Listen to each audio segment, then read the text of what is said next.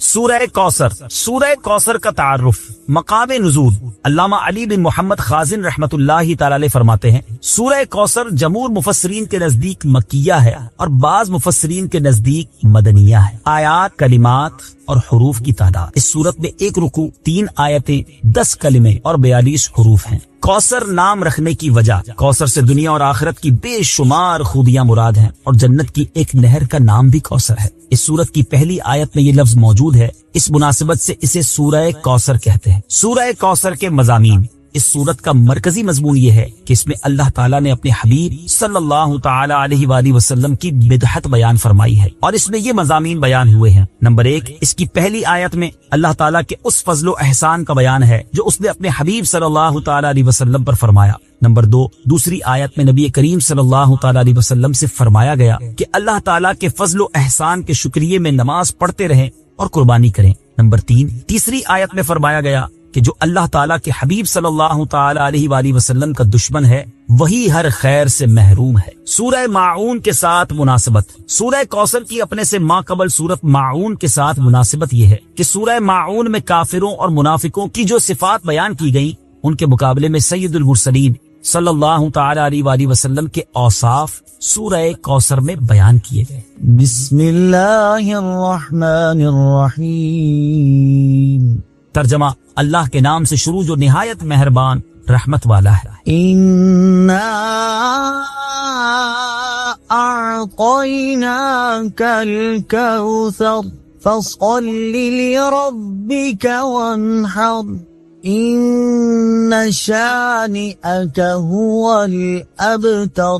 ترجمہ، اے محبوب، بے شک ہم نے تمہیں بے شمار خوبیاں عطا فرمائیں تو تم اپنے رب کے لیے نماز پڑھو اور قربانی کرو، بے شک تمہارا دشمن ہی ہر بھلائی سے محروم ہے۔ إِنَّا أَعْطَيْنَاكَ الْكَوْثَرَ۔ اے محبوب، بے شک ہم نے تمہیں بے شمار خوبیاں عطا فرمائی۔ تفسیر صراط الجنان میں ہے، کوثر کی تفسیر میں مفسرین کے مختلف اقوال ہیں، ان سب اقوال کا خلاصہ یہ ہے کہ اے محبوب، بے شک ہم نے تمہیں بے شمار خوبیاں عطا فرمائیں اور کثیر فضائل عنایت کر کے تمہیں تمام مخلوق پر افضل کیا، آپ کو حسن ظاہر بھی دیا، حسن باطن بھی عطا کیا، نسب عالی بھی، نبوت بھی، کتاب بھی، حکمت بھی، علم بھی، شفاعت بھی، حوض کوثر بھی، مقام محمود بھی، امت کی کثرت بھی، دین کے دشمنوں پر غلبہ بھی، فتوحات کی کثرت بھی اور بے شمار نعمتیں اور فضیلتیں عطا کی جن کی انتہا نہیں۔ آیت إِنَّا أَعْطَيْنَاكَ الْكَوْثَرَ سے حاصل ہونے والی معلومات، اس سے 5 باتیں معلوم ہوئی۔ نمبر 1، اللہ تعالیٰ نے اپنے حبیب صلی اللہ تعالی علیہ وآلہ وسلم کو کوثر عطا کر دی ہے، کیونکہ یہاں یہ نہیں فرمایا گیا کہ ہم آپ کو کوثر عطا کریں گے، بلکہ یہ فرمایا کہ بے شک ہم نے آپ کو کوثر عطا کر دی۔ نمبر 2، اللہ تعالیٰ کی اپنے حبیب صلی اللہ تعالی علیہ وآلہ وسلم پر یہ عطا ان کے نبی اور رسول ہونے کی وجہ سے نہیں، بلکہ آپ علیہ الصلوۃ والسلام کی ذات کی وجہ سے ہے، جو شان محبوبیت کی صورت ہے، کیونکہ یہاں یہ فرمایا أَعْطَيْنَاكَ، ہم نے آپ کو عطا فرمائی، یہ نہیں فرمایا کہ اعطینا الرسول یا اعطینا النبی۔ نمبر 3، تاجدار رسالت صلی اللہ تعالی علیہ وآلہ وسلم پر یہ عطا کسی عبادت اور ریاضت کی وجہ سے نہیں ہے، بلکہ ان پر یہ عطا اللہ تعالیٰ کے عظیم فضل اور احسان کی وجہ سے، کیونکہ یہاں عطا کا ذکر پہلے ہوا اور عبادت کا ذکر بعد میں ہوا۔ نمبر 4، اللہ تعالیٰ نے آپ کو کوثر کا مالک بنا دیا ہے تو آپ جسے چاہیں جو چاہیں عطا کر سکتے ہیں۔ نمبر 5، سید المرسلین صلی اللہ تعالی علیہ وآلہ وسلم کی مدحت خود رب تعالیٰ فرماتا ہے۔ اعلیٰ حضرت امام احمد رضا خان علیہ الرحمت الرحمان فرماتے ہیں انا اعطیناک الکوثر، ساری کثرت پاتے یہ ہیں، ٹھنڈا ٹھنڈا، میٹھا میٹھا، پیتے ہم ہیں، پلاتے یہ ہیں۔ اور ایک اور جگہ فرماتے ہیں نا، اے رضا خود صاحب قرآن ہے، مداح حضور، تجھ سے کب ممکن ہے پھر مدحت رسول اللہ کی۔ فَصَلِّ لِرَبِّكَ وَانْحَرْ، تو تم اپنے رب کے لیے نماز پڑھو اور قربانی کرو۔ تفسیر صراط الجنان میں ہے، یعنی اے حبیب صلی اللہ تعالی علیہ وآلہ وسلم، اللہ تعالیٰ نے آپ کو دونوں جہاں کی بے شمار بھلائیاں عطا کی ہیں اور آپ کو وہ خاص رتبہ عطا کیا ہے جو آپ کے علاوہ کسی اور کو عطا نہیں کیا۔ تو آپ اپنے اس رب عز و جل کے لیے نماز پڑھتے رہیں جس نے آپ صلی اللہ تعالی علیہ وآلہ وسلم کو کوثر عطا کر کے عزت و شرافت دی، تاکہ بتوں کے پجاری ذلیل ہوں اور بتوں کے نام پر ذبح کرنے والوں کی مخالفت کرتے ہوئے اپنے رب عز و جل کے لیے اور اس کے نام پر قربانی کرے۔ اس آیت کی تفسیر میں ایک قول یہ بھی ہے کہ نماز سے نماز عید مراد ہے۔ إن شانئك هو الأبتر، بے شک تمہارا دشمن ہی ہر بھلائی سے محروم ہے۔ تفسیر صراط الجنان میں ہے۔ شان نزول، جب سید المرسلین صلی اللہ تعالی علیہ وآلہ وسلم کے فرزند حضرت قاسم کا وصال ہوا تو کفار نے آپ کو ابتر یعنی نسل ختم ہو جانے والا کہا، اور یہ کہا کہ اب ان کی نسل نہیں رہی ہے، ان کے بعد اب ان کا ذکر بھی نہ رہے گا اور یہ سب چرچا ختم ہو جائے گا۔ اس پر یہ سورہ کریمہ نازل ہوئی اور اللہ تعالیٰ نے ان کفار کا بالغ رد فرمایا، اور اس آیت میں ارشاد فرمایا کہ اے حبیب صلی اللہ تعالی علیہ وآلہ وسلم، بے شک تمہارا دشمن ہی ہر بھلائی سے محروم ہے، نہ کہ آپ، کیونکہ آپ کا سلسلہ قیامت تک جاری رہے گا، آپ کی اولاد میں بھی کثرت ہوگی اور آپ کی پیروی کرنے والوں سے دنیا بھر جائے گی۔ آپ کا ذکر ممبروں پر بلند ہوگا، قیامت تک پیدا ہونے والے عالم اور واعظ اللہ تعالیٰ کے ذکر کے ساتھ آپ کا ذکر کرتے رہیں گے، اور آخرت میں آپ کے لیے وہ کچھ ہے جس کا کوئی وصف بیان ہی نہیں کر سکتا۔ تو جس کی یہ شان ہے وہ ابتر کہاں ہوا، بے نام و نشان اور ہر بھلائی سے محروم تو آپ کے دشمن ہیں۔ اعلیٰ حضرت امام احمد رضا خان رحمت اللہ تعالی علیہ اس سورت کی تفسیر بیان کرتے ہوئے فرماتے ہیں، عاص بن وائل شقی نے جو صاحبزادہ سید المرسلین صلی اللہ تعالی علیہ وآلہ وسلم کے انتقال پرملال پر حضور کو ابتر یعنی نسل بریدہ کہا، حق تعالی نے فرمایا إنا أعطيناك الكوثر، بے شک ہم نے تمہیں خیر کثیر عطا فرمائی کہ اولاد سے نام چلنے کو تمہاری رفعت ذکر سے کیا نسبت، کروڑوں صاحب اولاد گزرے جن کا نام تک کوئی نہیں جانتا، اور تمہاری ثنا کا ڈنکا تو قیامت تک اکناف عالم اور اطراف جہاں میں بجے گا، اور تمہارے نام نامی کا خطبہ ہمیشہ ہمیشہ اطباق فلک آفاق زمین میں پڑھا جائے گا۔ پھر اولاد بھی تمہیں وہ نفیس و طیب عطا ہوگی جن کی بقا سے بقائے عالم مربوط رہے گی۔ اس کے سوا تمام مسلمان تمہارے بال بچے ہیں، اور تم سب مہربان ان کے لیے کوئی نہیں، بلکہ حقیقت کار کو نظر کیجئے تو تمام عالم تمہاری اولاد مانوی ہے کہ تم نہ ہوتے تو کچھ بھی نہ ہوتا، اور تمہارے ہی نور سے سب کی آفرینش ہوئی۔ اسی لیے جب ابو البشر آدم تمہیں یاد کرتے تو یوں کہتے، یا ابنی صورتن و ابایا معنن، اے ظاہر میں میرے بیٹے اور حقیقت میں میرے باپ۔ پھر آخرت میں جو تمہیں ملنا ہے اس کا حال تو خدا ہی جانے، جب اس کی یہ عنایت بے غایت تم پر مبذول ہو تو تم ان اشقیاء کی زبان درازی پر کیوں ملول ہو، بلکہ فصل لربك وانحر، رب کے شکرانے میں اس کے لیے نماز پڑھو اور قربانی کرو۔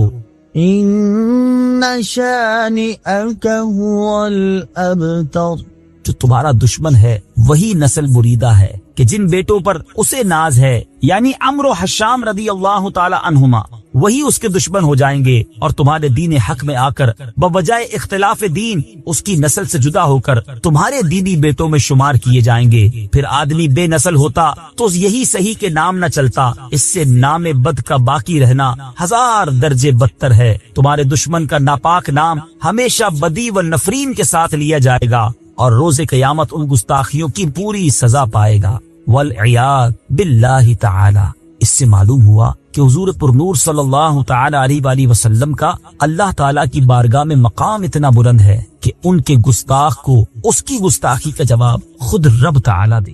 درود پاک پڑھنے کے بے شمار فضائل و برکات ہیں، اور درود پاک کے فضائل میں واقعات بھی بڑے کمال کے ملتے ہیں۔ درود پاک کے اوپر ایک بڑی مشہور و معروف ورلڈ فیمس بک ہے دلائل الخیرات شریف، اور یہ بڑی مبارک کتاب ہے۔ جنہوں نے لکھی وہ بھی بڑی مبارک ہستی ہیں، حضرت سلیمان جزولی رحمت اللہ تعالی علیہ۔ اور اس کتاب کے جو بلیسنگز ہیں، اس کی جو برکتیں ہیں، پڑھنے والوں کو جو جو ملا اور ملتا جا رہا ہے، اس کا کمال ہی اور ہے۔ ایک بڑا ایمان افروز واقعہ ہے، اور یہ امیر اہل سنت کو جو دعوت اسلامی کے فاؤنڈر ہیں مولانا الیاس قادری صاحب، ان کو کسی نے سنایا تھا۔ کتیانا جوناگڑھ اسٹیٹ، یہ انڈیا کے جس وقت پاک و ہند ساتھ تھا اس زمانے کا یہ واقعہ ہے کہ اس میں ایک بڑا زبردست عاشق رسول رہتا تھا، اور وہ درود پاک بہت پڑھتا تھا، اس کو پوری دلائل الخیرات شریف زبانی یاد تھی، اور وہ کیا کرتا تھا، وہ سنگ تراشتا، وہ پتھروں کو تراشتا تھا، سٹون کا کام تھا، وہ ایک پتھر تراشتا تھا تو دلائل الخیرات شریف کا ایک باب پورا پڑھ لیا کرتا تھا، اتنا اس کا دلائل الخیرات شریف کا ورد تھا۔ اس عاشق رسول کی قسمت جاگ اٹھی، ایک بار وہ رات کو سویا تو خواب میں نبی پاک علیہ الصلوۃ والسلام کی زیارت نصیب ہوئی، اور پیارے آقا علیہ الصلوۃ والسلام نے گنبد خضرا کے ساتھ جو مینار تھا، اس مینار کا ایک پتھر جو تھا، ایک کنگرا جو تھا، وہ شکستہ تھا، ٹوٹا ہوا، تو نبی پاک علیہ الصلوۃ والسلام نے فرمایا دیوانے یہ دیکھو ہمارے نور بار مینار کا جو سٹون ہے، جو کنگرا ہے، وہ شکستہ ہو گیا ہے، ہمارے مدینے آؤ اور آ کر اس کو بنا دو۔ اب یہ آنکھ تو کھل گئی، یہ حیران ہو گیا کہ میں انڈیا کے گاؤں میں رہنے والا، مدینہ کہاں، نہ پیسے نہ پاسپورٹ نہ کوئی رقم، اور مجھے مدینے بلایا جا رہا ہے۔ لیکن عشق نے ڈھارس بندھائی کہ جب بلایا آقا نے خود ہی انتظام ہو گئے۔ اس زمانے میں پانی کے جہاز جایا کرتے تھے، شپ جایا کرتے تھے، تو وہ شخص جو ہے وہ اپنا سامان اٹھایا اور پور بندر کی بندرگاہ تھی جہاں سے جہاز جاتے تھے، تو وہ بندرگاہ پہنچ گیا۔ اب وہاں یہ ہوا کہ سارے جو حاجی یا سفر پر جانے والے تھے وہ سب جہاز میں بیٹھ گئے، اور جہاز آپ پتا ہوگا بڑا جہاز جو تھوڑا سا آگے چلا جاتا ہے، چھوٹی کشتی سے بعض اوقات شفٹ کیا جاتا ہے، تو جہاز اسٹارٹ ہی نہیں ہو رہا تھا، اسٹارٹ کرتے اسٹارٹ نہ ہوتا، اسٹارٹ کرتے اسٹارٹ نہ ہوتا، تو جہاز میں سے کسی نے دیکھا کہ ایک حاجی جو ہے یا یہ ایک مدینے جانے والا لگتا ہے رہ گیا ہے۔ کسی نے کہا بھائی بندرگاہ پہ ایک بندہ کھڑا ہے، وہ رہ گیا ہے۔ اب جہاز کے لنگر تو اٹھا دیے گئے تھے، چھوٹی کشتی بھیجی گئی، اس دیوانے کو اٹھا کر جہاز پہ لایا گیا، جیسے ہی اس کی قدم میں جہاز پر لگ گئے جہاز سٹارٹ ہو گیا، بغیر پاسپورٹ کے، بغیر کسی سسٹم کے۔ یہ پرانی باتیں، اس زمانے میں اتنی امیگریشنز اور اتنے مسائل بھی نہیں تھے۔ بہرحال وہ دیوانہ مدینے پہنچا، جب وہ مدینے پہنچا تو بتایا جاتا ہے کہ جب مسجد نبوی شریف پہنچا تو وہاں کچھ لوگ اس کا انتظار کر رہے تھے، اور جب اس کو دیکھا تو کہا یہ وہی ہے جس کی خواب میں ہمیں زیارت کرائی گئی تھی۔ وہاں کے خادمین کو بھی یہ بتا دیا گیا تھا کہ ایک عاشق رسول آ رہا ہے، اور یہ گنبد خضرا کے ساتھ جو مینار ہے اس پہ پتھر اسی نے بدلنا۔ وہ آیا، اور جب اس کو یہ موقع دیا گیا اور جا کر اس نے اپنا کام کیا، تھوڑی دیر بعد ہوا یہ کہ پتھر تو اس نے وہاں پر کریکٹ کر دیا، مگر واپس آنے سے اس کی روح نے انکار کر دیا۔ جب اس کی باڈی کو رسیوں کے ذریعے نیچے لایا گیا تو پتہ یہ چلا کہ دیوانے نے اپنی روح جو ہے گنبد خضرا پر قربان کر دی۔ جب تیری یاد میں دنیا سے گیا ہے کوئی، جب تیری یاد میں دنیا سے گیا ہے کوئی، جان لینے کو دلہن بن کے قضا آئی ہے۔ مدینہ جو ہے نا، یہ تھوڑی دیر پہلے جو نعت پڑھی جا رہی تھی، کیا بتاؤں کہ کیا مدینہ ہے، بس میرا مدعا مدینہ ہے۔ Madina is not an ordinary place, یہ رازوں کی سرزمین ہے۔ آج موضوع مدینہ نہیں ہے، ورنہ کبھی انشاءاللہ زندگی رہی تو صرف مدینہ پاک پر گفتگو کریں گے کہ شہر مدینہ جو ہے نا کیا ہے۔ یہ کوئی آسان جگہ، یہ نارمل جگہ نہیں ہے۔ اس بات کو ایسے سمجھیے، وہ شاعر کہتے ہیں نا، جیسے جی چاہے جہاں میں گھوم پھر، پر یہ مدینہ ہے یہاں آہستہ چل۔ یہاں 70,000 فرشتے صبح، 70,000 فرشتے شام نبی پاک کے دربار میں حاضری دیتے ہیں۔ نبی پاک کے روضے پر حاضری کے ساتھ ساتھ مدینہ وہ ہے جس کے راستوں پر فرشتے پہرا دیتے ہیں۔ سوچئے تو صحیح نا، کیسا شہر ہے، کس طرح پاؤں رکھے یا صاحب بصیرت، آنکھیں بچھی ہوئی ہیں ہر جا تیری گلی میں۔ کون کس روپ میں آیا ہے، کون کس انداز میں آیا ہے، کون کیسے بلایا گیا ہے۔ آپ نے بھی دیکھا ہوگا، بظاہر غریب ہوتے ہیں، رہنے کو گھر نہیں ہوتا، مگر انہیں بھی مدینے کی حاضری مل جاتی۔ درود پاک ویسے ہر دن پڑھیں، سبحان اللہ، برکتیں ہی برکتیں ہیں، مگر جمعے کے دن اللہ ہوا۔ آپ جب درود کے فضائل احادیث کی کتابوں میں دیکھتے ہیں نا، تو باقاعدہ الگ چیپٹر باندھا محدثین، یعنی عام درود پاک کے فضائل لکھے، پھر ایک آپ کو درود پاک کی فضیلت کی کتاب میں الگ چیپٹر ملے گا کہ جمعے کے دن درود پڑھنے کے فضائل، یعنی اتنی حدیثیں ہیں اسپیشلی فرائیڈے کے لیے، جمعے کے دن کے لیے۔ بڑی مشہور حدیث میرے آقا علیہ الصلوۃ والسلام فرماتے ہیں، جس کا مضمون ہے کہ جو کوئی شخص جمعہ کے دن 200 بار درود پاک پڑھے، اس کے 200 برس کے گناہ معاف کر دیے جاتے ہیں۔ اب یہ کتنی پیاری حدیث۔ ایک اسی طرح کی حدیث یہ بیسیکلی کثرت سے بتانے کے لیے، انکریج کرنے کے لیے کہ درود اس دن زیادہ پڑھے جائیں، گناہوں کی معافی کا ایک ایسا سبحان اللہ سلسلہ ہے۔ ایک اور حدیث پاک ہے جس کا مضمون ہے جو جمعہ کے دن 80 بار درود پاک پڑھے، اس کے 80 برس کے گناہ معاف کر دیے جائیں گے۔ تو یہ دن تو سبحان اللہ گناہ گاروں کی بن آتی ہے، گناہ گاروں کو موقع دیا جاتا ہے کہ پورے ہفتے میں اگر کوئی کمزوری رہ بھی گئی ہے تو اب جمعہ آ گیا ہے، اب درود پڑھ لو، اب تلاوت کر لو، اب دعائیں کر لو، اب اللہ سے رجوع لے آؤ۔ یہ جمعے کا دن سبحان اللہ مفتی احمد یار خان نعیمی رحمت اللہ تعالی علیہ فرماتے ہیں جمعہ کے دن کوئی نیکی کی جائے اللہ کی بارگاہ میں جمعے کا شرف اور مقام اتنا اعلیٰ ہے کہ جمعہ کی ایک نیکی 70 گنا اس کا ثواب عطا کیا جاتا ہے، ملٹی پلائی بائی 70۔ سوچئے، سمجھدار لوگ بیٹھے ہیں، کاروباری لوگ بھی بیٹھے ہوں گے۔ ہمارے یہاں نارملی سپر اسٹور پہ یا کسی جگہ پر مارکیٹس وغیرہ میں اسکیم لگتی ہے، 25% discount, 50% discount, buy 1 get 1 free, ایک خریدو دوسرا فری۔ لوگ گرمیوں کی چیزیں سردیوں میں خرید لیتے ہیں، ارے بھائی ابھی تو گرمیاں، ابھی سے جیکٹ خرید دی ہے یار، سستا مل رہا تھا، ایک ویک فری مل رہا تھا، سردیوں میں کام تو آئے گا نا، چلو لے لو بھائی۔ سردیوں میں گرمیوں کی چیزیں خرید رہے ہوتے ہیں، کیوں؟ سستا۔ ہم دنیا کے نفع کے لیے، دنیا کے بینیفٹ کے لیے ٹریول بھی کرتے ہیں، جا کر خرچ بھی کرتے ہیں۔ مجھے اچھی طرح یاد ہے افریقہ کے غالباً ایک ملک میں تھا، تو بارڈرز ملے ہوئے ہوتے ہیں، ہم بارڈر ہم نے کراس کیا، ایک ملک کا جیسی بارڈر کراس کیا، بارڈر کراس کرتے ہی ایک بہت بڑا ویرانہ تھا لیکن بہت بڑا شاپنگ مال بنا ہوا اور گاڑیوں کی قطاریں۔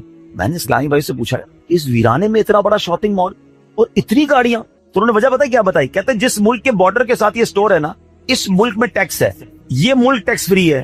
اچھا، اس ملک نے اپنے بزنس کو چلانے کے لیے اپنے ملک کے اندر مال بنے ہوں گے، ایک اسپیشل مال یہاں بنا دیا تاکہ اس ملک والے سفر کر کے آئیں اور پورے مہینے کا سامان اس سٹور سے لے کے واپس چلے جائیں، صرف ٹیکس بچانے کے لیے ایک مہینے کا سامان۔ اچھا، گاڑیوں کی لائنیں۔ اب بتاؤ یار، ہم دنیا کمانے کے لیے، سفر کرنے کے لیے تیار ہیں، نفع کمانے کے لیے وقت دینے کے لیے تیار ہیں۔ ہر جمعے اسکیم اناؤنس ہے، ایک نیکی کرو 70 گنا ثواب کماؤ گے۔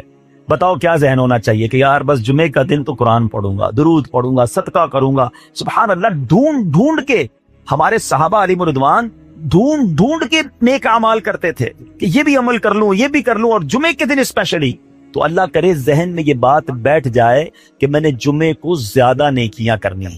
اچھا، اب اس پہ میں ایک اور مشورہ دیتا ہوں۔ مثال کے طور پہ آپ نے ذہن بنایا ہوا ہے کہ یار پیر والے دن جو ہے نا، میں نے کسی مریض کی عیادت، رشتہ دار ہے وہاں جانا ہے، یا میں نے جناب سیٹرڈے یا سنڈے کوئی صدقہ خیرات کرنا ہے، کسی کی ہیلپ کرنی ہے۔ آپ نے کوئی نیکی پلان کی ہوئی ہے ہفتہ اتوار پیر منگل میں، تو کوشش کر کے اس کو جلدی کریں اور فرائیڈے میں کر لیں۔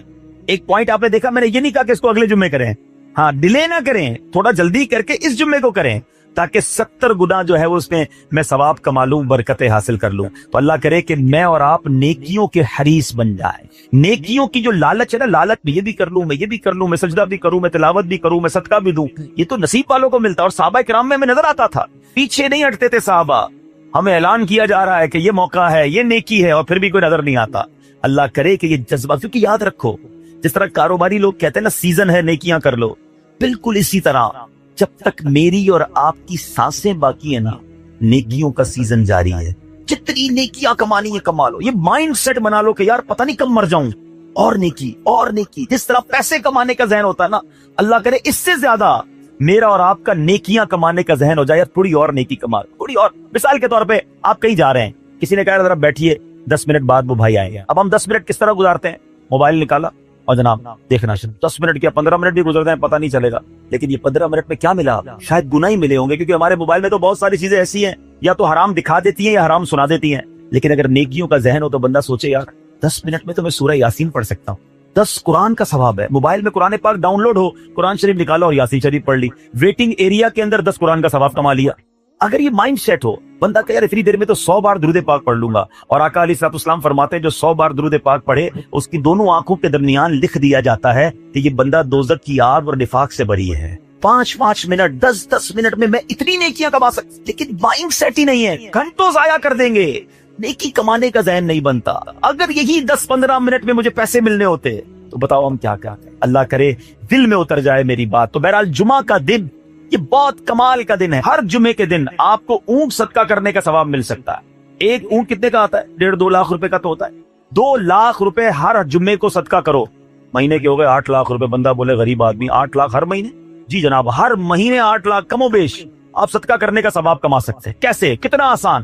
نبی پاک علیہ الصلوۃ والسلام فرماتے ہیں، جس کا مضمون ہے جو جمعے کے دن سب سے پہلے آتا ہے اسے اونٹ صدقہ کرنے کا ثواب ملتا ہے، جو اس کے بعد آتا ہے اسے گائے صدقہ کرنے کا ثواب ملتا ہے۔ اللہ کی رحمت سے ہر جمعے فرشتے مسجد کے دروازے پر کھڑے ہوتے ہیں، ہم اللہ سے دعا کرتے ہیں اللہ تیری نوری مخلوق کے صدقے ہم پر رحم فرما، ہماری مغفرت فرما، مگر جب امام خطبے کے لیے کھڑا ہو جاتا ہے، آقا علیہ الصلوۃ والسلام فرماتے ہیں وہ رجسٹر بند کرتے ہیں اور وہ بھی آ کر امام کا خطبہ سننے کے لیے بیٹھ جاتے ہیں۔ جلدی آ کر، کچھ منٹ پہلے آ کر. اچھا علم دین الگ ملتا ہے، ظاہر ہے یہاں جمعے بیان ہوتا ہے، وہ بیان سننے کو آپ کو الگ ملے گا، نیکی کی دعوت الگ ملے گی، اور سبحان اللہ اونٹ صدقہ کرنے کا ثواب. مبارک ہو انہیں جو جلدی آتے ہیں. تو بہرحال اب میں چاہتا ہوں کہ جب بات جمعے پر ہی ہو رہی ہے تو ایک میں نے اور آپ کو پیغام دینا تھا. جمعے کو خطبہ دیا جاتا ہے، سالوں سے خطبہ سن رہے ہیں. مجھے اچھی طرح یاد ہے جب میری عمر شاید 17-18 سال تھی تو سن کر آدھا خطبہ تو مجھے اسی وقت یاد ہو گیا.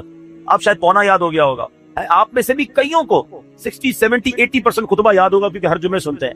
مگر کس کو یہ تجسس ہوا کہ یہ ہر جمعے امام صاحب پڑھتے ہیں، اس میں پیغام کیا ہے، اس کا ترجمہ کیا ہے، اس میں ہمیں کیا کیا جاتا ہے؟ بس سر جھکاتے ہیں، ہاتھ باندھتے سنتے رہتے ہیں، کچھ سو بھی جاتے ہوں گے. ارے اللہ کے بندو سوچو تو صحیح کہ ہر جمعے کو سنتا ہوں، آدھا پونا یاد بھی ہو گیا، پیغام کیا ہے؟ دو باتیں، ایک حدیث پاک اور ایک خوبصورت پیغام. ہر جمعے کو آپ سنتے ہیں، ٹھیک ہے. حدیث ذرا سنیے گا.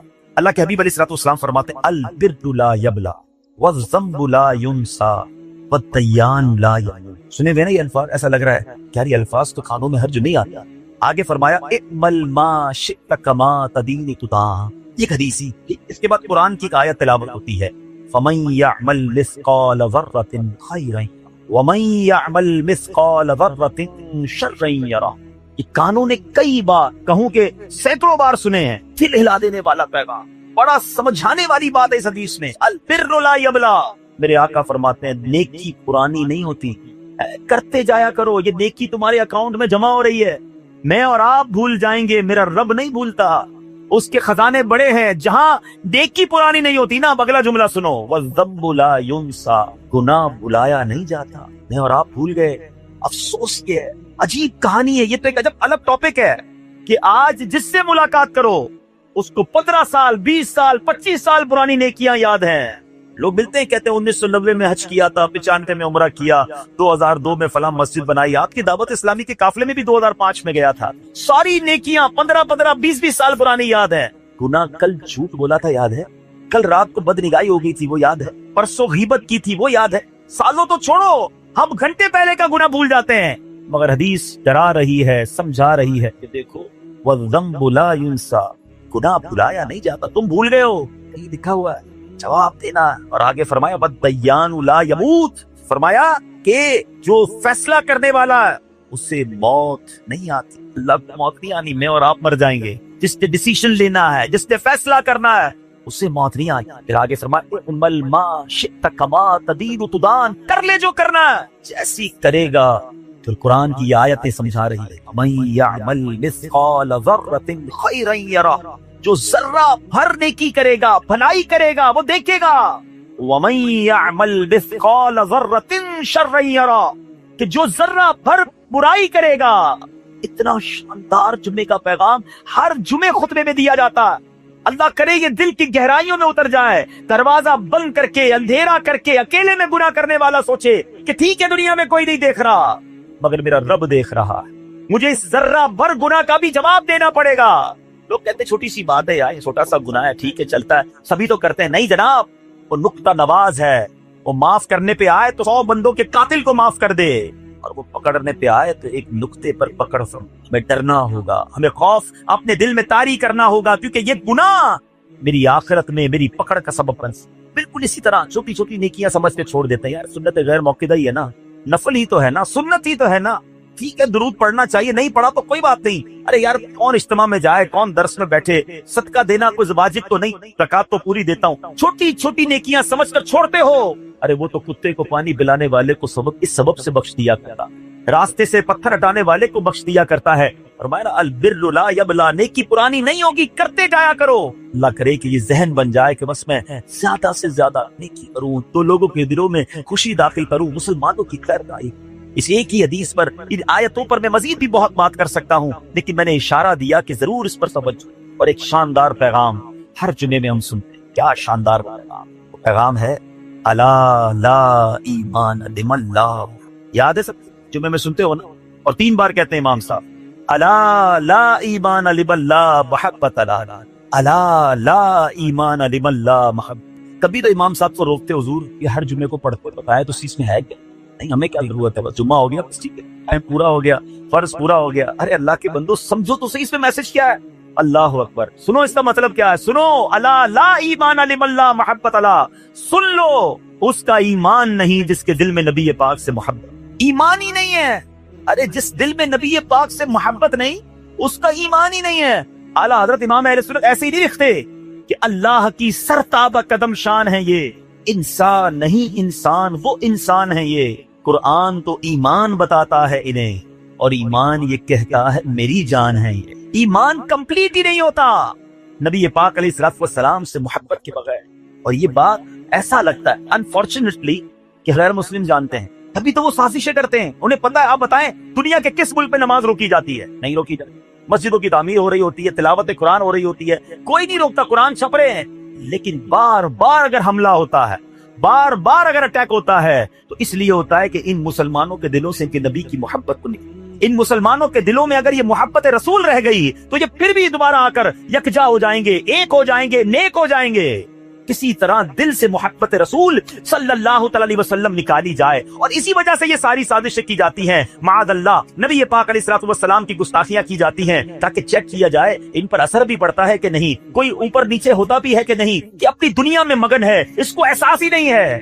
नीचे इस्लामी भाइयों, दुनिया का दस्तूर है, जब किसी चीज की डेफिशिएंसी हो जाए ना, तो उसकी एफिशिएंसी बढ़ाई जाती है। मिसाल के तौर पे किसी की जनाब जिस्म में विटामिन डी कम हो, हम क्या करते हैं, विटामिन डी की टेबलेट्स लेकर उसको फिर बढ़ाते हैं। कैल्शियम की कमी हो, डॉक्टर कहता है भाई थोड़ी कैल्शियम की दवाई पियो, तुम्हारे अंदर कैल्शियम की कमी हो रही है। जब किसी चीज की कमी की जाए, उसको बढ़ाने की कोशिश की जाती है। अगर ये दुनिया के चंद लोगों का ये प्लान है कि मुसलमानों के दिलों से इश्क रसूल निकालो, तो अब मेरा और आपका काम यह है कि इंशाअल्लाह इश्क रसूल को अब इजाफा करेंगे, अब नबी पाक की मोहब्बत में और इजाफा करेंगे, सरवर कायनात अलैहिस्सलातु वस्सलाम की मोहब्बत में जिंदगी गुजारेंगे, खुद भी सच्चे आशिक रसूल बने, अपनी नस्लों को आशिक रसूल बनाएं। अल्लाह सलामत रखे मेरे पीरो मुर्शिद को। 30 साल पहले, ये आजकल का शेर नहीं है, अब बचपन से ये नाज सुन रहे हैं, कमोबेश 25-30 साल पहले मेरे मुर्शिद ने क्या प्यारी इल्तिजा पेश की, अपनी नस्लों के लिए क्या हमें पैगाम दिया। कहते मेरी आने वाली नस्लें तेरे इश्क ही में मचलें, मेरी आने वाली नस्लें तेरे इश्क ही में मचलें, उन्हें नेक तुम बनाना मदनी मदीने वाले। ये है पैगाम दावत इस्लामी का कि हम भी आशिक रसूल बने, किसी सूरत हमारे दिल से इश्क रसूल कम ना हो, और जनाब हमारी नस्लों में हम इश्क रसूल उतारें। तो मुझे और आपको इस डेफिशिएंसी को एफिशिएंसी में, इस पे इजाफे का एहतमाम करना होगा। अब आइए देखते तरीके क्या है, कैसे इश्क रसूल बढ़ेगा, कैसे दिलों में मोहब्बत रसूल बढ़ेगी। क्योंकि जुमे का ये ऐलान हर जुमे सुनते हो, अला ला ईमान लिमन ला मोहब्बत अला, वो ईमान ही कामिल नहीं है, वो ईमान ही कंप्लीट नहीं है जिस दिल में इश्क रसूल नहीं है। तो इश्क रसूल बढ़ेगा कैसे जनाब? तो दुनिया का बड़ा सिंपल फॉर्मूला है कि इश्क बगैर इताअत के कंप्लीट ही नहीं।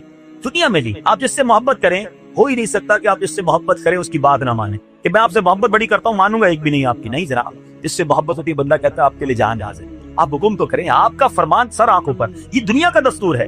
तो अगर आप वाकई नबी पाक से मोहब्बत करें या सच्चे आशिक रसूल बनना चाहते हैं, तो फिर फरमान रसूल पर अमल करना हो, नबी पाक के तरीके पर अमल करना होगा, इताअत रसूल करनी होगी, तभी आप सच्चे आशिक रसूल कहलाएंगे। ये हो नहीं सकता कि एक तरफ तो मैं नारा लगाऊं कि गुलामी रसूल में मौत भी कबूल है, दूसरी तरफ नबी पाक का तरीका कबूल ना हो, ना सच कबूल हो, ना मुसलमानों की खैर खाही कबूल हो, माअल्लाह, ना सुन्नतें कबूल हो, ना नमाज कबूल हो।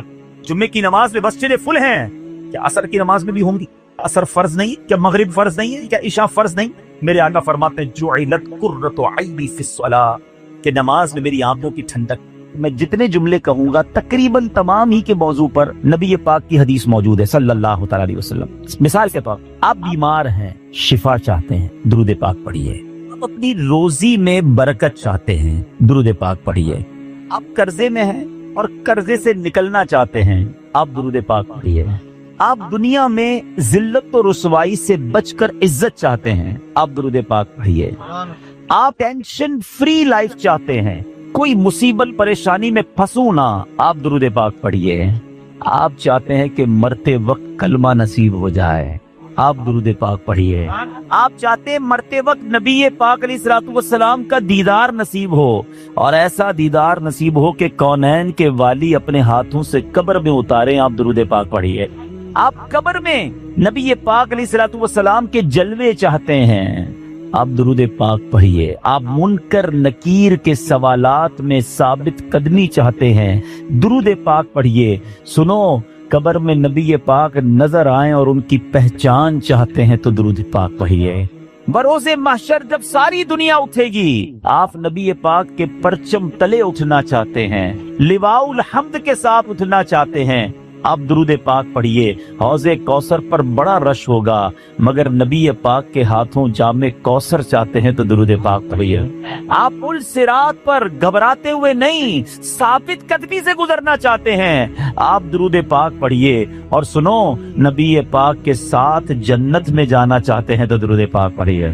मदीने जाना चाहते हैं, सरकार के रोजे पे जाना चाहते हैं, आप दुरूद पाक पढ़िए। और सुनो, मेरे आका का दीदार करना चाहते हैं, फिर भी दुरूद पाक पढ़िए। अब मैंने जितनी बातें बयान की हैं, अल्हम्दुलिल्लाह तकरीबन इन तमाम बातों के पीछे हदीस पाक मौजूद है। जिनका मुताला है वो समझ रहे होंगे कि तमाम बिशारतें, ये तमाम रिवॉर्ड्स, ये तमाम इनायतें मेरे आका अलैहिस्सलातु वस्सलाम ने अहादीस में बयान फरमा दी हैं। अब मुझे बताओ और क्या चाहिए। एक मुसलमान को अपनी जिंदगी, अपनी मौत, अपनी कब्र और अपने हशर के बारे में जो कुछ चाहिए मैंने सभी तो बयान कर दिया।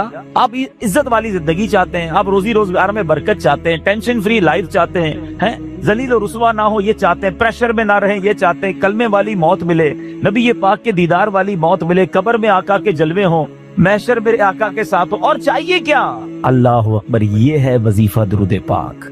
हम इसको पहचान ही नहीं सके, ये इस दुरूद पाक की बरकतों को जान ही नहीं सके। ये चाबी है सक्सेस की, it is the key of success. Every problem का सॉल्यूशन दुरूद पाक में है। ऐसे नहीं लिखा शायर ने कि दुखों ने तुमको जो घेरा हो तो दुरूद पढ़ो, दुखों ने तुमको जो घेरा हो तो दुरूद पढ़ो, जो हाजिरी की तमन्ना हो तो दुरूद पढ़ो।